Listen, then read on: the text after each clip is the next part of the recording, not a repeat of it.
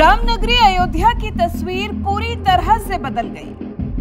कैसे उपेक्षा से एक झटके में आकांक्षा बन गई। जैसे पलक झपकते ही अयोध्या निखर गई। इस उजली उजली अयोध्या के हम बने साक्षी।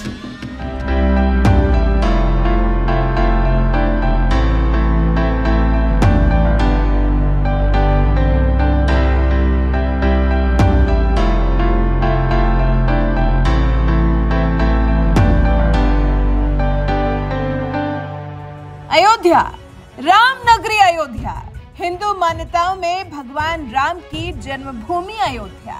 मुगल काल में ये बाबरी मस्जिद की वजह से मशहूर थी। 500 साल से ज्यादा लंबा इसका अपना इतिहास रहा है, लेकिन 19वीं सदी में इसके वजूद को लेकर दावा बदल गया। इसकी तस्वीर बदलने की ठान ली गई थी। सरयू नदी के किनारे बेहद शांत नजर आने वाली अयोध्या में हलचल हो गई थी। बाबरी को गिराकर वहां राम मंदिर बनाने की ठान ली गई थी। 6 दिसंबर 1992 को बाबरी मस्जिद गिरा दी गई। उसके बाद से ये जगह विवादित हो गई और फिर यहाँ न बिजली की सुविधा थी, न साफ सफाई। तारों के मकड़ जाल में जैसे अवधपुरी उलझ गई। न व्यवस्थित सीवरेज की व्यवस्था थी। राम की पैड़ी को नाला बना दिया गया था। हालांकि जब योगी आदित्यनाथ ने यूपी की सत्ता संभाली, जब सीएम बनकर योगी यूपी के शासक बने, तब से अयोध्या का सूरत-ए-हाल निखरना शुरू हुआ। 2017 के बाद 30,000 करोड़ से अधिक के प्रोजेक्ट्स के साथ अयोध्या के अभूतपूर्व विकास की नींव रखी गई। फैजाबाद बना अयोध्या। रामनगरी को मिला नगर निगम का दर्जा। योगी राज में ही इंटरनेशनल एयरपोर्ट भी बनकर तैयार हुआ। अयोध्या धाम जंक्शन का भी योगी राज में कायाकल्प हुआ। मतलब 2017 से पहले जिस अयोध्या में भय और सन्नाटा पसरा रहता था, 2022 में वहां 2 करोड़ 21 लाख से ज्यादा पर्यटकों ने आकर भूमि को नमन किया। अब अयोध्या अपनी अद्भुत, अलौकिक और भाग्योदय वाली अयोध्या के रूप में लौट रही है। यह अयोध्या देश के साथ साथ दुनिया के लिए आकर्षण का केंद्र बन गई है। प्रधानमंत्री नरेंद्र मोदी के मार्गदर्शन और सीएम योगी आदित्यनाथ के कुशल नेतृत्व में अयोध्या ने बदलाव के नए प्रतिमान स्थापित कर दिए हैं, जिनकी देश क्या पूरी दुनिया में चर्चा हो रही है।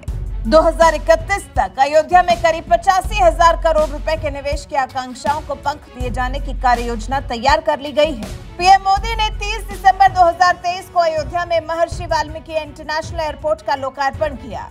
करीब 1500 करोड़ रुपए के इस प्रोजेक्ट में 1100 करोड़ रुपए राज्य सरकार का हिस्सा है। 15,000 करोड़ से अधिक की विकास योजनाओं को भी पीएम मोदी ने अयोध्या के लिए हरी झंडी दिखाई। अब अयोध्या के अंदर के रास्ते हो या फिर बाहर से अयोध्या को जोड़ने वाली सड़कें, सब पर काम हो रहा है। अयोध्या में इंटरनेशनल एयरपोर्ट के साथ ही अंतर्राष्ट्रीय बस स्टेशन भी तैयार हो रहा है।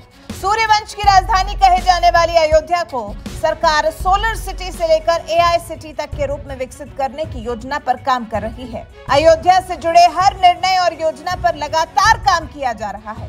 ग्राफिकली अयोध्या की सूरत कितनी बदली है, इसकी बानगी समझेंगे तो 45,000 करोड़ से ज्यादा की विकास परियोजनाएं शुरू हुई। 2031 तक 85,000 करोड़ रुपए खर्च कर सूरत बदलने की योजना पर काम हो रहा है। 1,71,000 से 22,23,000 पहुंच गई दीपोत्सव में दीपों की संख्या। 100 से अधिक होटल और गेस्ट हाउस खुलने के लिए तैयार हो रहे। 1400 करोड़ रुपए से 2 साल में शुरू हो गया इंटरनेशनल एयरपोर्ट।